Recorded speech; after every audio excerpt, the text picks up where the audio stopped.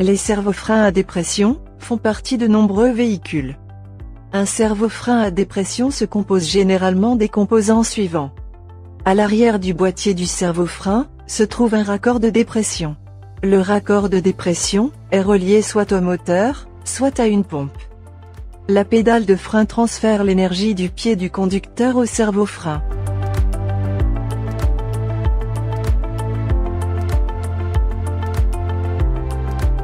Un diaphragme sépare deux chambres l'une de l'autre.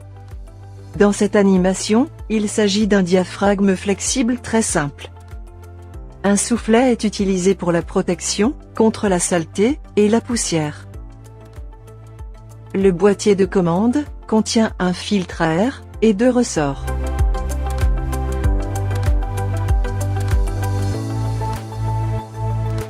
En outre, le boîtier de commande contient une soupape à disque, un piston et un disque de réaction en caoutchouc.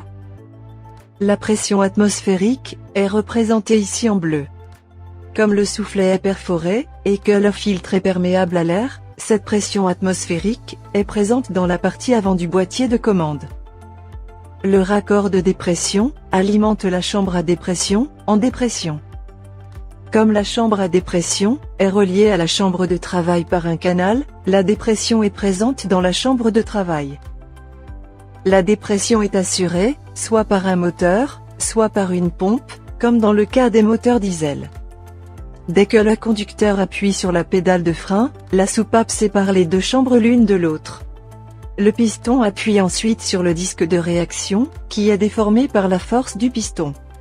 Par conséquent, une connexion entre la partie avant du boîtier de commande et la chambre de travail est établie. Cela crée une pression atmosphérique dans la chambre de travail. La différence de pression entre les deux chambres augmente la force de freinage jusqu'à ce que le conducteur ne pousse pas la pédale de frein plus en avant. Enfin, la soupape déconnecte la partie avant du boîtier de commande de la chambre de travail. En cas de freinage à bloc, le canal entre le boîtier de commande et la chambre de travail est maintenu ouvert en permanence.